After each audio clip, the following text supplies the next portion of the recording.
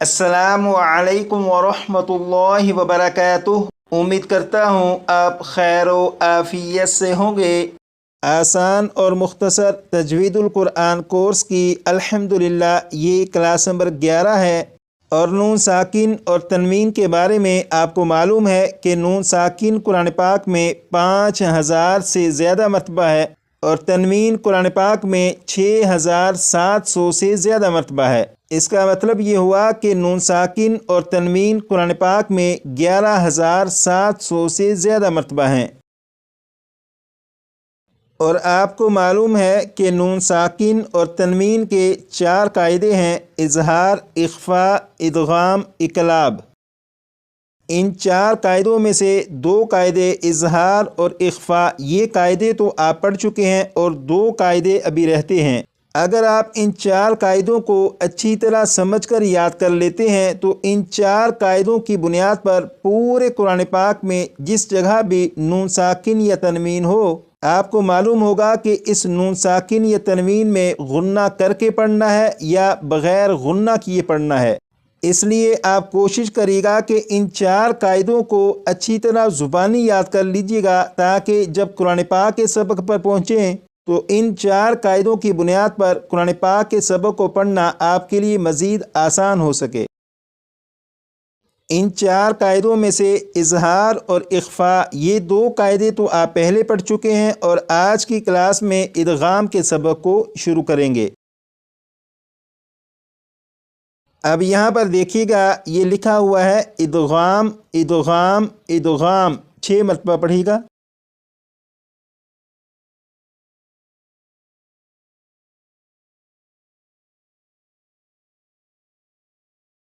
आपने पढ़ा इदगाम, और इदगाम का माना यहाँ पर ब्रैकेट के अंदर लिखा हुआ है मिलाना। इदगाम का माना है मिलाना। इसे 6 मरतबा पढ़िएगा।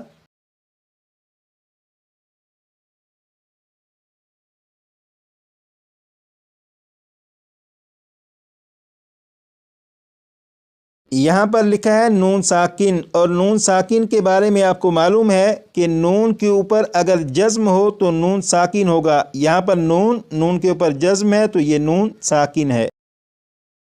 इसी तरह तनवीन के बारे में भी आपको मालूम है कि 2 ज़बर, 2 ज़ेर, 2 पेश को तनवीन कहते हैं। अब यहाँ पर देखिएगा, लिखा हुआ है हरूफ़े यरमलून 6 हैं। हरूफ़े यरमलून 6 हैं। 6 मरतबा पढ़िएगा।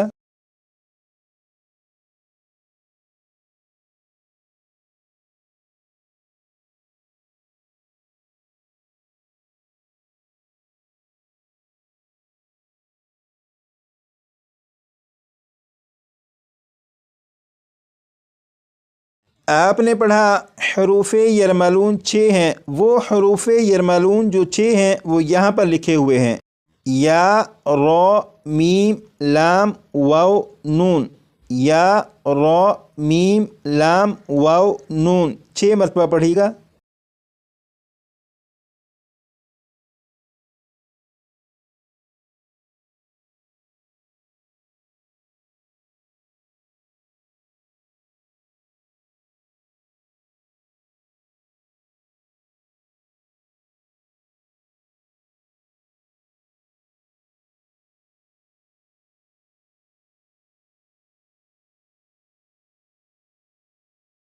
आपने पढ़ा इदगाम, और इदगाम का माना है मिलाना। सवाल यह है कि इदगाम यानी मिलाने से क्या मुराद है।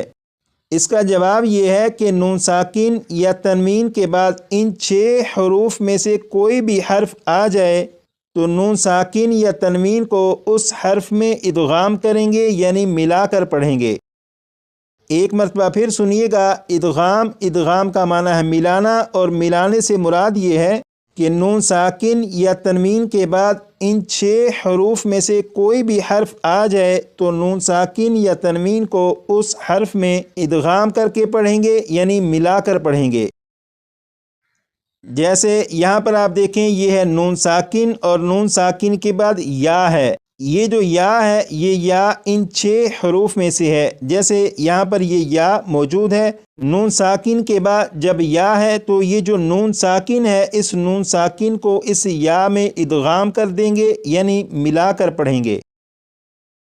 یہ تو آپ کو معلوم ہو چکا کہ نون ساکن کو یا میں ادغام کر کے پڑھیں گے یعنی ملا کر پڑھیں گے، لیکن نون ساکن کو یا میں ادغام کر کے یعنی ملا کر پڑھیں گے کیسے، تو اب اس کی پریکٹس کریں گے۔ یہاں پر آپ دیکھیں سب سے پہلے لکھا ہوا ہے من کو 3 مرتبہ میں پڑھوں گا، اور پڑھوں گا اس طرح کہ نون کی جب ادائیگی ہوگی تو نون کو پڑھتے ہوئے زبان تالو سے لگے۔ پہلے 3 مرتبہ میں پڑھوں گا، اس کے بعد 4 مرتبہ آپ پڑھیے گا۔ بسم اللہ الرحمن الرحیم۔ من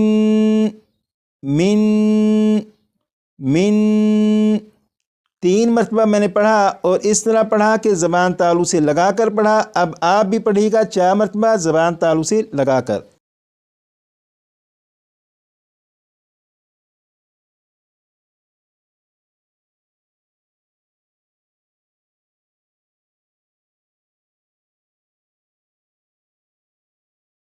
آپ نے پڑھا من، بالکل اسی طرح 3 مرتبہ دوبارہ پڑھیں گے، لیکن ایک فرق یہ رکھیں گے کہ اب جو پڑھنا ہے زبان تالو سے ہٹا کر پڑھیں گے۔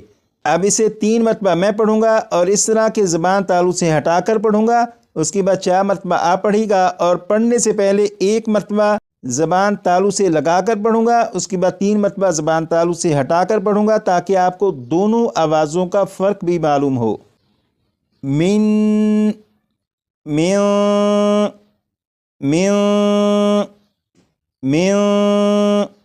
4 مرتبہ آپ پڑھیے گا۔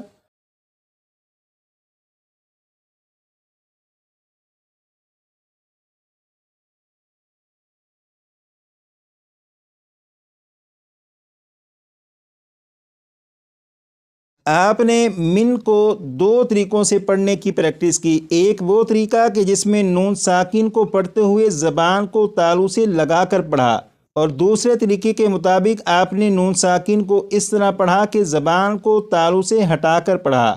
تو یہ جو دوسرا طریقہ ہے جس میں زبان کو تالو سے ہٹا کر پڑھا، اسی طریقے کی دوبارہ پھر پریکٹس کرتے ہیں، کیونکہ اسی سے ادغام کرنا ہم آسانی سے سیکھ سکتے ہیں۔ جیسے اسے میں 4 مرتبہ پڑھوں گا، اور اس کے بعد پھر 6 مرتبہ آپ پڑھیے گا۔ من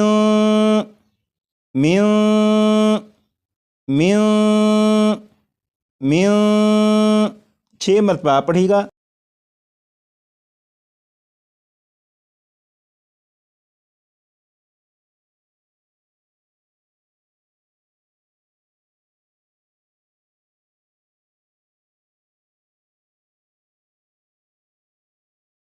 یہاں پر آپ نے پڑھا میوں۔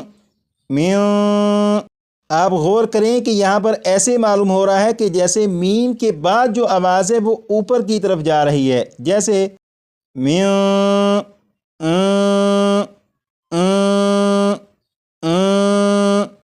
اب میں اسے اس طرح پڑھوں گا کہ آواز نیچے کی طرف جا رہی ہو، جیسے می ای۔ یہ جو آواز ہے می، اگر آپ نے اس آواز کی بھرپور پریکٹس کر لی تو یہی ادغام ہے۔ اب آپ یہاں پر غور کریے گا کہ میں میم کے بعد یا کو پڑھوں گا، اور درمیان میں جو آواز ہے اس پر غور کریے گا۔ میومن، یہ جو آواز ہے می ای، یہی ادغام ہو رہا ہے، اور ادغام اس طرح کہ نون ساکن کو یا میں شامل کر کے پڑھا جا رہا ہے اور غنہ کر کے پڑھا جا رہا ہے۔ آج کی کلاس کا جو سب سے اہم سبق تھا وہ یہی تھا کہ ادغام کرنے کے بارے میں آپ کو معلوم ہو جائے کہ ادغام ہوتا کس طرح سے ہے، اور آپ اس کی پریکٹس کر لیجئے گا تاکہ بقیہ جو سبق ہے اس سبق کو سمجھنا ہمارے لیے آسان ہو۔ اس سبق کی وضاحت رہتی ہے وہ کلاس نمبر 12 میں انشاءاللہ کروں گا۔ آج کی کلاس کا جو سبق یاد کرنا ہے وہ آپ یہ یاد کر لیجئے گا۔ ادغام کا معنی ہے ملانا۔ حروف یرملون 6 ہیں، یا، را، میم، لام، واو، نون، اور یہاں سے آپ پریکٹس کر لیجئے گا۔ کلاس نمبر 8 میں یہ والا سبق شروع کیا تھا، اسے بھی اگر آپ پڑھنا چاہیں تو پڑھ لیجئے گا۔ کلاس نمبر 9 میں یہ والا سبق پڑھا گیا۔ کلاس نمبر 10 میں یہ والا سبق پڑھا گیا۔ اگر ان اسباق کی بھی آپ دہرائی کرنا چاہیں تو کر لیجیے گا۔ آج کے لیے اتنا ہی، مزید کلاس نمبر 12 میں